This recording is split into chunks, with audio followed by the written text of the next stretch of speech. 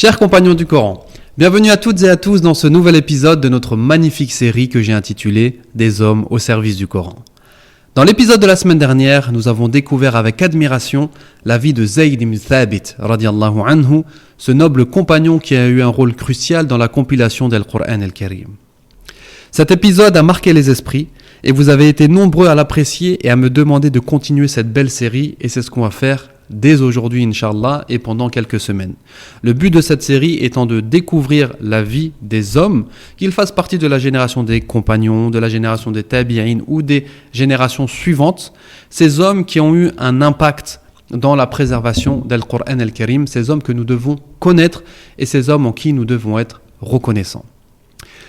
Aujourd'hui, préparez-vous à découvrir l'histoire d'un nouveau compagnon exceptionnel qui est malheureusement peu connu parmi les musulmans d'aujourd'hui, alors qu'il était extrêmement célèbre à l'époque du prophète sallallahu alayhi wa sallam et à l'époque des compagnons. Pourquoi il était célèbre ? Parce qu'il faisait partie des compagnons qui avaient mémorisé le Qur'an al-Karim du vivant du prophète sallallahu alayhi wa sallam. Il n'y en avait pas énormément comme on le verra tout à l'heure, Inch'Allah. Donc imaginez-vous, il fait partie des hommes qui ont appris le Qur'an en entier du vivant du prophète sallallahu alayhi wa sallam et qui ont appris le Qur'an directement du prophète sallallahu alayhi wa sallam. Cet homme, il a des particularités. Et parmi ces particularités, il y a le fait qu'Allah subhanahu wa ta'ala a ordonné le prophète sallallahu alayhi wa sallam ou a ordonné au prophète sallallahu alayhi wa sallam d'aller lui réciter le Qur'an. Imaginez-vous. Allah, il ordonne au prophète sallallahu alayhi wa sallam de se déplacer chez ce compagnon pour lui réciter le Qur'an al-Karim. Pourquoi ? On va en parler tout à l'heure, Inch'Allah. C'est un compagnon dont Allah subhanahu wa ta'ala a mentionné son nom au prophète sallallahu alayhi wa sallam. Et quel mérite, imaginez-vous, Allah subhanahu wa ta'ala, il mentionne son nom au prophète sallallahu alayhi wa sallam. Et toutes ces caractéristiques, elles sont en lien avec sa proximité et son travail qu'il a fait autour del Qur'an al-Karim. Parmi ses travaux, il y a le fait qu'il faisait partie des Kuttab al-Wahi, comme Zayd ibn Thabit radiyallahu anhu, c'est-à-dire que ce sont les compagnons qui ont écrit le Qur'an du vivant du prophète sallallahu alayhi wa sallam et directement de la bouche du prophète sallallahu alayhi wa sallam. Le prophète sallallahu alayhi wa sallam a dit à propos de lui que c'était « Aqra'ukum bi kitabillah » le plus connaisseur parmi vous, parmi les compagnons du livre d'Allah. Donc imaginez-vous ce mérite. Il était également appelé Sayyidul Qurra, le chef des récitateurs. Vous imaginez ? Sayyidul Qurra, le chef des récitateurs. Il fait partie également des compagnons que le prophète sallallahu alayhi wa sallam a recommandé pour apprendre le Qur'an al-Karim. Donc tout ça, on va développer ces différents points, mais c'est pour vous montrer que c'était quelqu'un d'important parmi les compagnons, qui était reconnu pour sa science en général, parce qu'il faisait partie des personnes autorisées à donner des fatwas du vivant du prophète sallallahu alayhi wa sallam. Et il était également nommé par Omar ibn al-Khattab comme Sayyidul Muslimin, le chef des musulmans. Ce compagnon, comme je l'ai dit, beaucoup d'entre nous le connaissons. On connaît plus les compagnons comme Omar ibn al-Khattab, Abu Bakr, Ali, Uthman, Abu Huraira, Abdallah ibn Abbas, Anas ibn Malik. Mais il y a des compagnons qui ont fait un travail énorme et qui ont une place énorme auprès d'Allah subhanahu wa ta'ala, comme ce compagnon qui se nomme Ubay ibn Ka'b, radiyallahu anhu. Ubay ibn Ka'b. Je sais que pour certains, c'est un compagnon. C'est la première fois qu'ils entendent son nom, comme Zayd ibn Thabit. J'ai eu des retours par mail ou dans les commentaires de la vidéo de la semaine dernière où on me disait c'est la première fois que j'entends parler de Zayd ibn Thabit. Zayd ibn Thabit, celui qui a eu un rôle extraordinaire dans la compilation del Qur'an al-Karim, mais également Ubay ibn Ka'b a participé à la compilation, a participé au travail réalisé par Zayd ibn Thabit dans la compilation del Qur'an al-Karim. On va parler de la vie rapidement de Ubay ibn Ka'b al-Ansari radiyallahu anhu et ensuite on parlera plus particulièrement de ses travaux et de ses mérites. Ubay ibn Ka'b al-Ansari, comme nous l'indique son nom, il fait partie des Ansar, donc des habitants de Médine. Et il s'est converti avant l'arrivée du prophète sallallahu alayhi wa sallam à Médine, donc il s'est converti avant la hijra. Il fait partie des premiers compagnons médinois. Et comme vous le savez, la ville de Médine a été nommée Médine à l'arrivée du prophète sallallahu alayhi wa sallam. Avant, on l'appelait Yathrib. Ubay ibn Ka'b faisait partie des habitants de Yathrib. Et il s'est converti à l'islam avant la hijra. Et il s'est converti à l'islam sous les enseignements de Mus'ab ibn Umayr radiyallahu anhu, le premier émissaire envoyé par le prophète sallallahu alayhi wa sallam, suite au pacte d'allégeance, au premier pacte d'allégeance entre le prophète sallallahu alayhi wa sallam et quelques habitants de Yathrib. Les habitants de Yathrib se sont convertis, certains se sont convertis et sont partis voir le prophète sallallahu alayhi wa sallam et ils ont fait un premier pacte d'allégeance qu'on appelle Bay'atul Aqaba al-Oula. Après ce pacte, le prophète sallallahu alayhi wa sallam les a renvoyés à Yathrib avec Mus'ab ibn Umayr pour leur enseigner le Coran al-Karim et leur enseigner les prescriptions de l'islam. Mus'ab ibn Umayr, avec ses quelques compagnons, ils ont fait une da'wa incroyable dans la ville de Yathrib pendant cette période-là. Donc beaucoup de gens de Yathrib se sont convertis à l'islam, dont Ubay ibn Ka'b al-Ansari radiyallahu anhu. Parmi ses particularités, c'est que Ubay, il savait lire et écrire. C'était assez rare à cette époque-là. Et une chose encore plus rare, c'est qu'il était fin connaisseur des livres précédents, des livres divins révélés avant le Coran al-Karim. Donc il était connaisseur de l'évangile et de la Taura, qu'il lisait et dont il avait compris qu'un messager, un dernier messager allait arriver chez les Arabes à cette époque-là. Et donc Ubay ibn Ka'b, il avait les descriptions du prophète sallallahu alayhi wa sallam qu'il avait pris des livres précédents et il attendait ce messager. Et quand il a entendu les paroles de Mus'ab ibn Umayr et les descriptions de Mus'ab ibn Umayr, il a reconnu le prophète sallallahu alayhi wa sallam, donc il s'est converti directement. Ubay ibn Ka'b, il fait également partie des 70 personnes, donc des 70 Médinois, ou plutôt gens de Yathrib, qui sont allés prêter allégeance au prophète sallallahu alayhi wa sallam à Al-Aqaba al-Thaniya, ce qu'on appelle Bay'atul Aqaba al-Thaniya, le deuxième pacte d'allégeance de l'Aqaba. C'est lors de ce pacte que les compagnons de Yathrib, future Médine, et le prophète sallallahu alayhi wa sallam se sont mis d'accord pour accueillir les musulmans et le prophète sallallahu alayhi wa sallam, les accueillir comme il se doit et surtout assurer leur protection. Et Ubay ibn Ka'b a fait partie de cet événement. Ensuite, en ce qui concerne son travail auprès du prophète sallallahu alayhi wa sallam, dès que le prophète sallallahu alayhi wa sallam est arrivé à Médine et qu'il a reconnu les compétences de Ubay ibn Ka'b dans son écriture, qu'il a reconnu son savoir au sujet des livres précédents, le prophète sallallahu alayhi wa sallam l'a choisi comme scribe pour s'occuper de ses correspondances. Donc pour écrire ses lettres, pour écrire ses contrats, pour lui lire ses contrats, ses différents pactes et autres.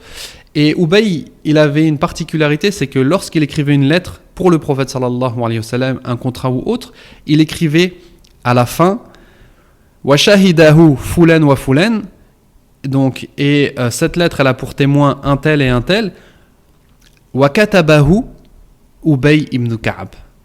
Et cette lettre a été écrite par Ubay ibn Ka'b et aujourd'hui on peut encore retrouver des lettres écrites par Ubay ibn Ka'b, des lettres dictées par le prophète sallallahu alayhi wa sallam avec cette mention écrite par Ubay ibn Ka'b. Après son travail de scribe, le prophète sallallahu alayhi wa sallam l'a également promu, si on peut dire ça comme ça, comme avec Zayd ibn Thabit radiyallahu anhu. Et Ubay était chargé de retranscrire la révélation de la bouche du prophète sallallahu alayhi wa sallam. Imaginez-vous ce rôle incroyable et ce rôle honorable. Quand le prophète sallallahu alayhi wa sallam recevait la révélation de Jibril, il appelait l'un de ses scribes, que ce soit Ubay ibn Ka'b, que ce soit Zayd ibn Thabit, que ce soit Abdullah ibn Mas'ud ou autre, il les appelait et leur disait « Écris ». Le compagnon écrivait, ensuite le prophète sallallahu alayhi wa sallam lui demandait « Lis ». S'il n'y avait pas de faute, le prophète sallallahu alayhi wa sallam affirmait et confirmait ce passage du Coran. S'il y avait une faute, le prophète sallallahu alayhi wa sallam lui disait de corriger telle ou telle chose. Donc Zayd ibn Thabit radiyallahu anhu faisait partie des scribes du prophète sallallahu alayhi wa sallam et faisait partie des scribes chargés de la retranscription de la révélation du vivant du prophète sallallahu alayhi wa sallam. Et c'est pas rien, subhanallah. Ensuite, on va parler de ses particularités à Ubay ibn Ka'b. Donc la première chose, c'est que Ubay ibn Ka'b fait partie des compagnons qui ont mémorisé le Coran entièrement du vivant du prophète sallallahu alayhi wa sallam. Donc on a un hadith. Donc Anas radiallahu anhu, il a dit جمع القرآن على عهد رسول الله صلى الله عليه وسلم أربعة كلهم من الأنصار. Anas, il était assez fier de cette parole-là parce qu'il faisait partie des Ansar. Il a dit parmi les compagnons du prophète sallallahu alayhi wa sallam, à l'époque ou du vivant du prophète, 4 ont mémorisé Al-Qur'an Al-Karim entièrement. Et tous faisaient partie des Ansar. Parmi eux, Ubay ibn Ka'b, wa Mu'adh ibn Jabal, wa Abu Zayd, wa Zayd ibn Thabit. Donc il nous dit, Ubay ibn Ka'b était parmi eux, Mu'adh ibn Jabal, Abu Zayd et Zayd ibn Thabit.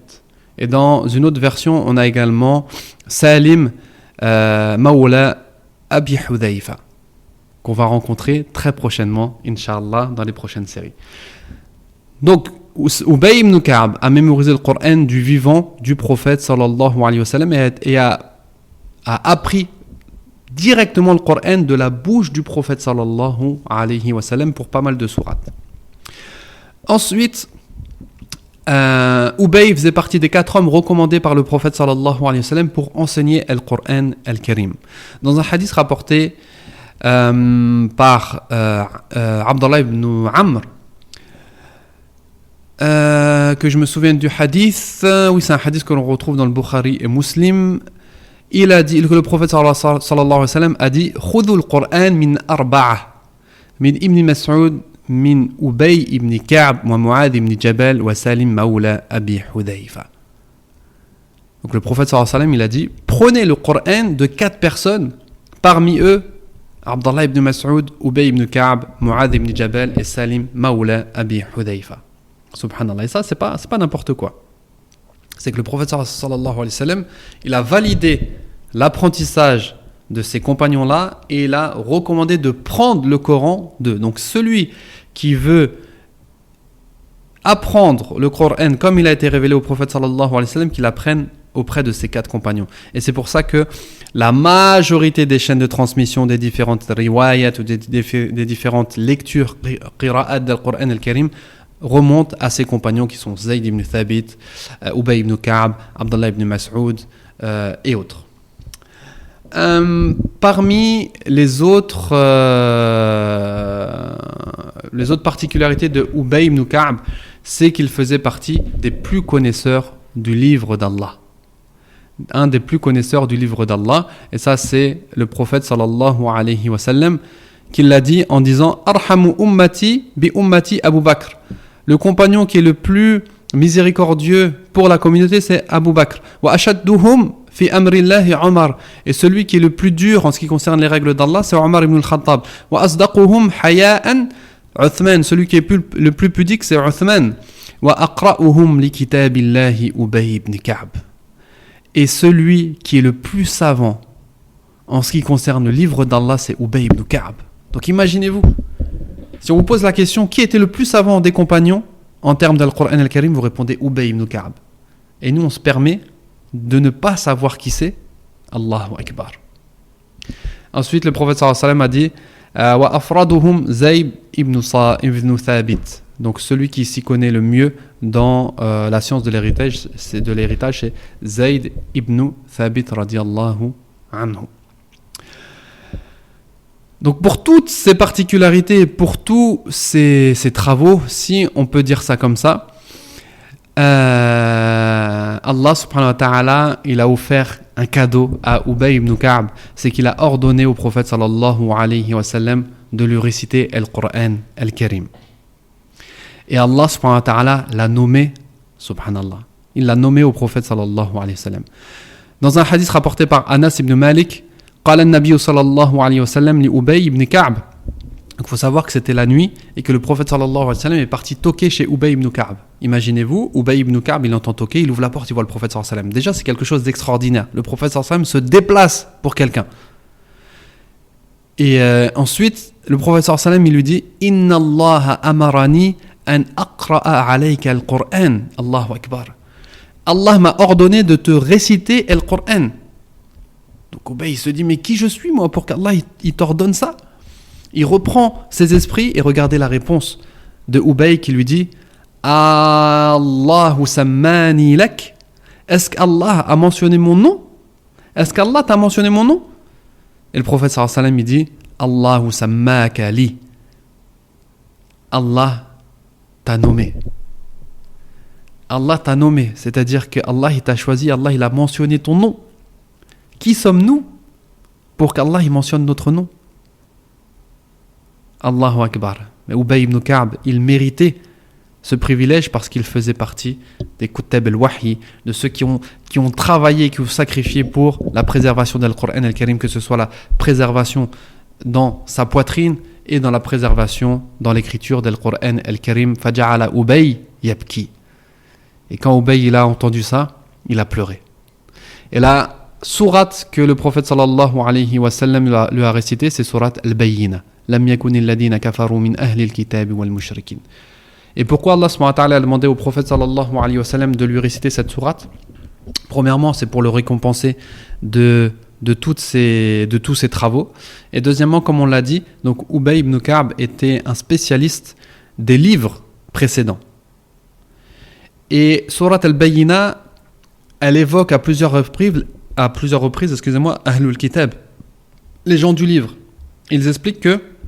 Cette sourate explique que les gens du livre se sont divisés en deux catégories, ceux qui ont suivi le message de l'islam et ceux qui n'ont pas suivi le message de l'islam. Et la majorité sont ceux qui n'ont pas suivi le message de l'islam, pas par ignorance, parce que le prophète sallallahu alayhi wa sallam est décrit dans leur livre, mais par arrogance et par orgueil. Et Ubay ibn Ka'b fait partie de ceux qui, même s'il ne faisait pas partie des gens du livre, il connaissait, il avait les informations de leur livre et il a reconnu le prophète sallallahu alayhi wa sallam à travers leurs écritures. Donc c'est pour ça que cette sourate-là a été choisie et pour vraiment montrer la place que Ubay radiallahu anhu a auprès du prophète sallallahu alayhi wa sallam et auprès d'Allah subhanahu wa ta'ala. Parmi ses particularités, je ne l'ai pas nommé, mais je l'ai déjà dit, c'est qu'il était nommé Sayyidul Qurra. Sayyidul Qurra, c'est le chef des récitateurs, et ça c'est le prophète sallallahu alayhi wa sallam qui l'avait nommé comme ça. Et son expertise, en fait, elle ne se limitait pas seulement à la récitation. Certes, il était expert dans la récitation, dans les règles de tajwid et autres, mais c'était également un expert dans les sciences du tafsir et dans les sciences del Qur'an al-Karim. Et c'était quelqu'un qui transmettait ce qu'il mémorisait. Pour nous montrer que c'était quelqu'un qui avait beaucoup de science, et ben le prophète sallallahu alayhi wa sallam, en fait, il y a eu une situation entre Ubay ibn Ka'b et le prophète sallallahu alayhi wa sallam. Ça s'est passé devant les compagnons. Alors, Ubay, il raconte lui-même. Il dit, donc, imaginez-vous une assemblée avec le prophète sallallahu alayhi wa sallam et les compagnons. Et le prophète sallallahu alayhi wa sallam lui a dit Qala li Rasulullah sallallahu alayhi wa sallam Ya Abal Munzir. Oh Abul Munzir, ça c'était son surnom, Abul Munzir. Atadri ayu ayatin min kitabillahi ma'aka a'zam. Est-ce que tu sais quelle sourate ou quel verset du Coran que tu as mémorisé est la plus importante? Donc, au-delà de connaître la récitation, Ubay, il comprenait le Coran al-Karim et il pouvait classer les versets en fonction de leur importance. Et par respect, Ubay, il a dit Qultu Allah wa rasuluhu a'lam. J'ai dit Allah et son prophète ou son messager sont plus savants. Le prophète sallallahu alayhi wa sallam, il lui a répété Qala ya Abal Munzir, atadri ayu ayatin min kitabillahi ma'aka a'zam. Oh Abul Munzir, peux-tu me dire quel est le verset que tu as mémorisé, que tu possèdes, qui est le plus important? Et donc là, Ubay, il a compris que le prophète sallallahu alayhi wa sallam, il attendait une réponse. Et il a dit Allahu la ilaha illa huwa al-hayyul qayyum. Donc ce qu'on appelle ayatul kursi. Et là, le prophète sallallahu alayhi wa sallam, il s'est rapproché de Ubay. Fadaraba fi sadri, il a tapé sur sa poitrine et il lui a dit Wallahi la yahnika al-ilmu ya Abal Manzir. Comment on peut traduire ça? Félicite-toi de ton savoir, ya Abal Manzir. Félicite-toi de ton savoir. Et ce hadith-là, il nous montre bien que l'apprentissage du Coran, il ne se limite pas à simplement la récitation, mais il faut comprendre ce que l'on récite et comprendre l'importance des choses que l'on récite.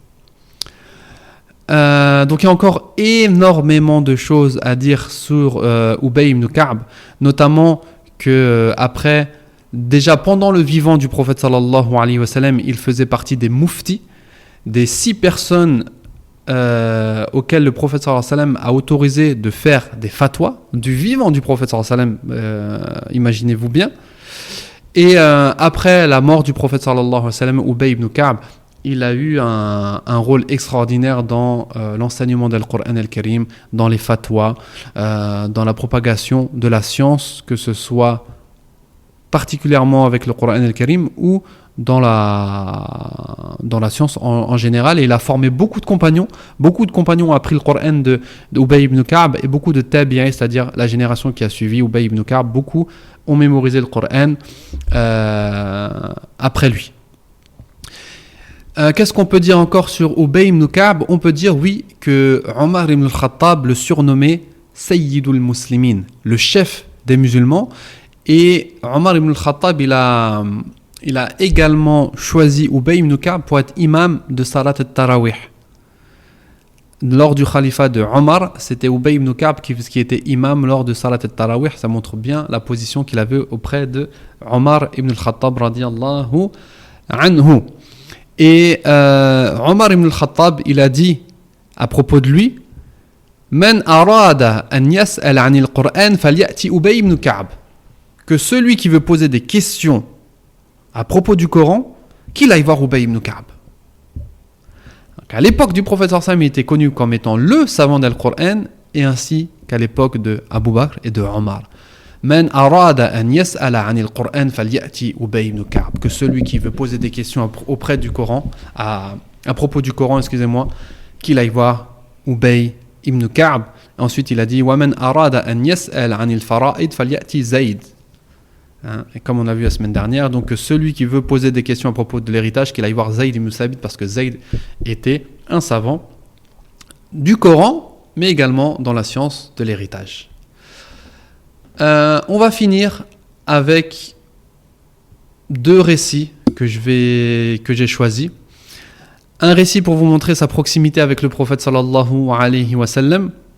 Ce récit nous dit que Ubay ibn Ka'b radiyallahu anhu, il est parti voir le prophète sallallahu alayhi wa sallam. Il lui a dit: Ya Rasulallah, inni ukthiru as-salat alayka, fakam aj'alu laka min salati. Ô messager d'Allah, je multiplie les prières sur toi. Quelle est la part que je devrais te réserver dans mes prières, et on comprend dans mes invocations? Le prophète sallallahu alayhi wa sallam, il lui dit: Ma shi't, fais comme tu veux. Ubay dit le quart. Et vous savez que dans les invocations, en fait, il y a une méthodologie. D'abord, on fait les louanges à Allah. Ensuite, on prie sur le prophète sallallahu alayhi wa sallam. Ensuite, on fait preuve d'humilité. Et ensuite, on demande ce qu'on veut. Et donc, de là, Ubay demande, dans cette prière-là, dans cette invocation, la place de la prière sur le prophète sallallahu alayhi wa sallam, elle prend combien, en fait? Donc, il lui dit le quart. Le prophète sallallahu alayhi wa sallam, il dit: fais ce que tu veux, mais si tu augmentais, ce serait mieux pour toi. Il lui dit la moitié. Le prophète sallallahu alayhi wa sallam, il dit: fais ce que tu veux, mais si tu augmentais, ce serait mieux pour toi. Les 2 tiers, fais comme tu veux, mais si tu augmentais, ce serait mieux. Il lui a dit: je te dédie toutes mes prières. Et le prophète sallallahu alayhi wa sallam, donc en fait, Ubay ibn Ka'b, il faisait plus de dua. Simplement, il faisait des prières sur le prophète sallallahu alayhi wa sallam. Le prophète sallallahu alayhi wa sallam a dit: cela te débarrasserait de tes soucis et entraîne la rémission de tes péchés. Et ça fait partie des mérites de la prière sur le prophète sallallahu alayhi wa sallam. Plus on prie sur le prophète sallallahu alayhi wa sallam, plus nos soucis disparaissent et plus Allah subhanahu wa ta'ala efface nos péchés. Donc ça, c'est vraiment j'ai voulu vous citer ce hadith-là pour vous montrer la proximité qu'il y avait entre le prophète sallallahu alayhi wa sallam et Ubay ibn Ka'b, qui posait des questions au prophète sallallahu alayhi wa sallam, et là qui lui a demandé: comment je prie sur toi, en fait? quand je fais des invocations, quelle est la part de mes prières sur toi? Et le prophète sallallahu alayhi wa sallam lui a fait comprendre que si tu faisais 100% d'invocations sur le prophète sallallahu alayhi wa sallam ou des prières sur le prophète sallallahu alayhi wa sallam, ça serait mieux. Et on va finir par la phrase de Abu al-Aliya qui rapporte qu'un homme est allé voir Ubay ibn Ka'b et lui a demandé: oh Ubay, fais-moi une recommandation. Et Ubay lui a dit: prends le livre d'Allah comme guide. Prends le livre d'Allah comme guide. Ittakhidh kitab Allahi imama warda bihi qadiyan wa hakaman. Et sois satisfait de son jugement. Prends le livre d'Allah comme guide et sois satisfait de son jugement. Donc on voit que même ses recommandations elles étaient tournées vers Al-Qur'an Al-Karim. C'est un compagnon qui a vécu avec Al-Qur'an Al-Karim et pour Al-Qur'an Al-Karim. C'est un compagnon qui est mort pendant le califat de Omar. Et lorsqu'il est mort, un compagnon qui ne vivait pas à Médine a vu un tel rassemblement qu'il a dit: qu'est-ce qui se passe aujourd'hui? Et Omar ibn al-Khattab lui a dit: tu n'es pas d'ici? Tu es un étranger? Et cet homme a répondu oui. Il a dit: aujourd'hui, Tuwfiya Sayyidul Muslimin. Aujourd'hui est mort le chef des musulmans, Ubay ibn Ka'b. Et on voit bien que Ubay ibn Ka'b, il a profité de la baraka d'Al-Qur'an Al-Karim et il a été élevé par Al-Qur'an Al-Karim jusqu'à ce qu'Allah subhanahu wa ta'ala prononce son nom, jusqu'à ce qu'Allah subhanahu wa ta'ala ordonne au prophète sallallahu alayhi wa sallam de lui lire Al-Qur'an Al-Karim, jusqu'à ce que le prophète sallallahu alayhi wa sallam le prenne comme scribe, jusqu'à ce que Omar ibn al-Khattab et tous les grands compagnons le respectent et l'appellent Sayyidu al-Muslimin, le chef des musulmans. Et ça montre que celui qui veut être élevé dans ce bas monde puis dans le delà, qu'il se rapproche d'Al-Qur'an Al-Karim, qu'il se rapproche de la récitation du Coran, qu'il se rapproche de la compréhension du Coran, de la méditation du Coran et de sa mise en pratique, parce que je le rappelle, la mise en pratique d'Al-Qur'an Al-Karim, c'est le but de la révélation du Coran. On voit même les compagnons qui étaient spécialisés dans la récitation du Coran, c'était des grands savants du Coran, c'était des gens qui comprenaient ce qu'ils récitaient, c'était des gens qui répondaient aux questions, c'était des gens experts dans le tafsir, c'était les élèves du prophète sallallahu alayhi wa sallam. Et c'est ce que je vous invite à faire, de prendre un nouveau départ avec Al-Qur'an Al-Karim, d'avancer lentement mais sûrement, mais de l'étudier en le comprenant, en le méditant et en le mettant en pratique. Et comme je vous le dis à chaque fois, c'est ce qu'on propose sur la plateforme Deviens un compagnon du Coran. Pour découvrir cette plateforme, vous avez un lien dans la description.